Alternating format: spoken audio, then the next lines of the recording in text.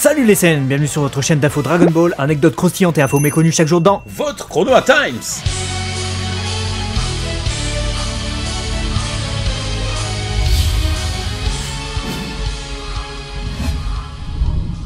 Le 23 juin 1993, le public nippon découvrait pour la première fois l'épisode 190 de Dragon Ball Z diffusé sur la chaîne Fuji TV. Cell, revenu après avoir frôlé la mort, décide de lancer son plus puissant Kamehameha contre la Terre et ses guerriers. Pas de chance, il ne reste plus qu'un bras à Gohan. Tout semble alors fini.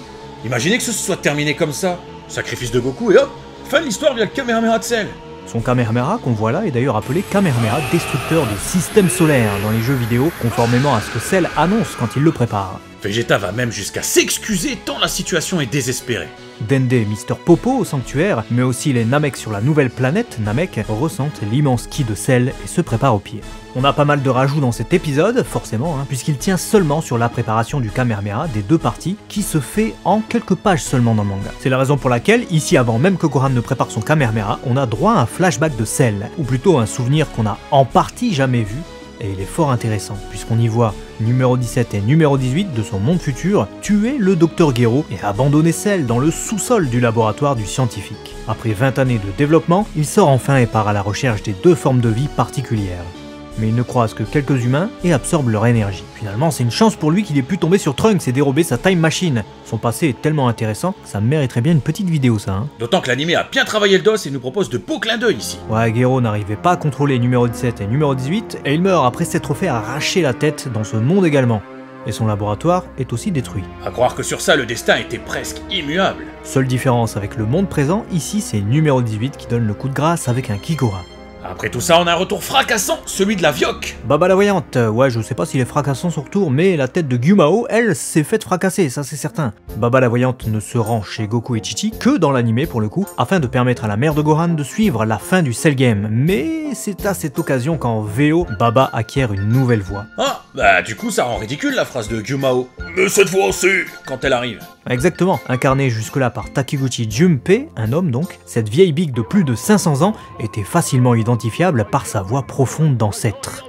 Limite tu sentais les toiles d'araignée de son palais à travers sa voix glauque. Mais là, elle acquiert la voix de Mayumi Tanaka, la seiyuu de Kuririn et Yajirobe, qui vient en remplacement de Takiguchi-san. À partir de cet épisode 190 et jusqu'à la fin de la série, puis ensuite sur Dragon Ball Kai, ce sera Mayumi Tanaka. Ah ouais, donc elle a totalement repris le rôle pour le coup. Takiguchi-san était pourtant présent sur Kai en 2009-2010 pour incarner le grand doyen, mais il n'a pas repris son rôle de Baba la voyante. Pour ainsi dire, après l'épisode 190 de DBZ, Junpei Takiguchi n'a retrouvé ce rôle que pour le jeu Dragon Ball Z Budokai 3 et le jeu Dragon Ball Tenkaichi Daibouken. Et comme il est maintenant décédé, c'est toujours Mayumi Tanaka qui incarne Baba la voyante, même sur Dragon Ball Super. Et en fin d'épisode, Toei met le paquet avec cette scène culte du Kamehameha Père-Fils, accompagnée des musiques du 7ème film DBZ avec les humains artificiels numéro 13, 14 et 15. Et le cri de Masako Nozawa, Gohan, vient soulever des frissons comme jamais. Le 23 juin 1987 paraissait le chapitre 130 de Dragon Ball au sein du Weekly Shonen Jump numéro 30 de l'année. Pour l'occasion, ce chapitre est entièrement en couleur et il contient une superbe illustration de couverture où on voit Kame Sennin et ses élèves à bord d'un van capsule numéroté 673, sur lequel on retrouve la marque Kame, la marque de la tortue. Comme à l'accoutumée, on l'a écrit en japonais et en alphabet latin. On a ensuite deux pages réalisées entièrement en couleur et le reste est réalisé avec une palette limitée. Comme d'hab, trois couleurs principales, ici le rouge, le gris et le beige. Étonnamment, le dogi de Goku est complètement jaune sur les pages couleurs et pas seulement orange, collant du coup avec la fameuse couleur Yamabuki affectionnée par Toriyama Sensei et que connaît bien Kibito. Et pour ce qui est de Tenshinhan, cette fois son pantalon qui était violet est devenu vert. Un classique chez Toriyama Sensei, de petits changements de palette au gré des pages couleurs. Ça n'a pas de signification particulière, il faisait selon l'inspi du moment, là où l'animé, à part s'il s'appelle JoJo's Bizarre Adventure, ne peut pas trop se permettre de changer les couleurs comme ça sans arrêt. Dans ce chapitre, Tenshinhan réutilise le Taioken comme contre Jackie Chun, mais contre Goku ça ne marche pas, car notre héros a la présence d'esprit d'aller prendre des lunettes de soleil, celles de son maître, après avoir compris que ça le protégerait de l'attaque. Tu sais très bien ce que je vais dire par rapport au Goku actuel, Si on le pense tous, c'est que c'est un constat. Et du coup, c'est dans ce chapitre que Muten Roshi perd ses lunettes de soleil. Pas étonnant qu'on le voit ensuite sans lorsqu'il affronte Piccolo Daimao. Ouais, il lui faudra en racheter, car là, il est à deux doigts de se faire identifier comme Jackie Chun par Kuririn qui n'a pas l'habitude de voir son maître sans lunettes. Et le chapitre se termine avec un Goku qui se fait étonnamment avoir facilement par Ten, alors pourtant qu'il avait repris l'avantage. Les lecteurs se demandent ce qu'il se passe, tandis que le chapitre se conclut avec le ricanement de Tsuru Sennin.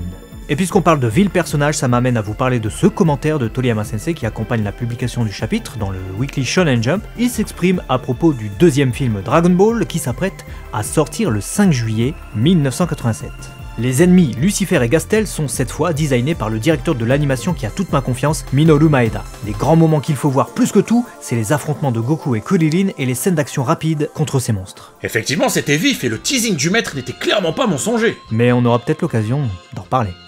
Le 23 juin 1992 paraissait le chapitre 379 du manga dans les pages du Weekly Shonen Jump numéro 29. Et à cette occasion, Vegeta et Cell se font un gros câlin sur la page cover. N'importe quoi, je pense plutôt que Vegeta est en train de le faire basculer après l'avoir pris à la gorge. Cela dit, le dessin est limite en SD, tant Cell paraît petit, alors pourtant que sous sa deuxième forme, c'est là qu'il est le plus imposant. C'est à l'occasion de ce chapitre que Vegeta étale complètement Cell. Après s'être annoncé comme Super Vegeta. Krillin en vient même à se dire que c'est là un nouveau Vegeta. Il est plus robuste, mais aussi plus grand. Comme quoi, cette deuxième étape du stade de Super Saiyan permet aussi de grandir. Il y en a deux qui doivent le jalouser.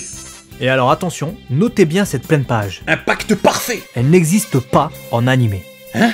Ouais, elle n'a jamais été adaptée. C'est du délire, c'est une pleine page pourtant. Ouais mais non. Et alors même que cette illustration culte a ensuite été redessinée par l'auteur pour la cover du tome 26 de l'édition Kanzenban. Après faut dire, l'épisode correspondant à ce passage comportait pas mal de rajouts dans le combat. Toei s'est peut-être emmêlé les pinceaux. D'ailleurs, en parlant de ça, il a fallu composer habilement, car outre Cell qui est largement dépassé et ne semble pas pouvoir obtenir sa forme parfaite, pour deux raisons, Vegeta est devenu bien trop fort, et en plus de ça, Trunks qui observe le combat a une force de combat qui rivalise presque avec celle de son père d'après ses dires, donc c'est foutu. En parallèle de ça, Krillin repère numéro 16 et numéro 18 et s'apprête à aller désactiver la jeune femme grâce au boîtier d'arrêt d'urgence remis par Bulma. En gros, ce chapitre enterre Cell presque définitivement. Impossible de deviner ce qui va se passer tant ça tourne mal pour lui. On a cependant un petit suspense car Krillin doit absolument s'approcher à moins de 10 mètres sans être repéré pour pouvoir la désactiver. Chaud! C'est le cas de le dire.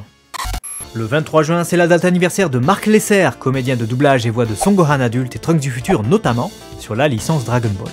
Dernièrement, on a aussi pu le retrouver sur le rôle de Broly dans le film Dragon Ball Super, puisqu'il avait été la première voix du personnage pour sa première apparition dans le 8e film DBZ. À la bonne heure, vous vous êtes enfin décidé à passer sérieusement à l'action. Mais sachez que vous ne serez jamais assez fort pour pouvoir me vaincre. Joyeux anniversaire à Marc Lesser, une des voix les plus cultes de notre doublage français. Hier, on vous a demandé quelle était votre anecdote ou info préférée dans le Chrono Times. On réitère la question aujourd'hui et on va lire 2 commentaires. Il y a tout d'abord Sonia qui nous disait: mon anecdote préférée est celle concernant Goku qui transperce Majin Buu et qui, sans le faire exprès, lui donne une nouvelle technique. Comme quoi, Buu n'a pas besoin d'absorber son adversaire pour que ce dernier le rende plus fort. C'est quand même dommage de ne pas l'avoir eu au tournoi du pouvoir. Sa capacité à se dédoubler aurait probablement pu causer des situations bien cocasses en cas de sortie de l'une d'elles. Puis Kamikazako a ajouté par rapport au Chrono Time 116, l'anecdote que je préfère est celle de Bulma équipée de l'armure de combat de Raditz. Il serait logique qu'elle l'ait récupérée pour l'étudier et qu'elle l'ait essayé. C'est pas faux, même si l'armure risque d'être un peu trop grande pour elle. Cela dit, c'est peut-être aussi grâce à ce modèle qu'elle a pu développer les siens par la suite. Dès demain, on devrait être à jour avec les Chrono Times et ça, c'est bonne idée. N'hésitez donc pas à partager et rendez-vous très vite pour de nouvelles vidéos d'infos sur Dragon Ball. Matane!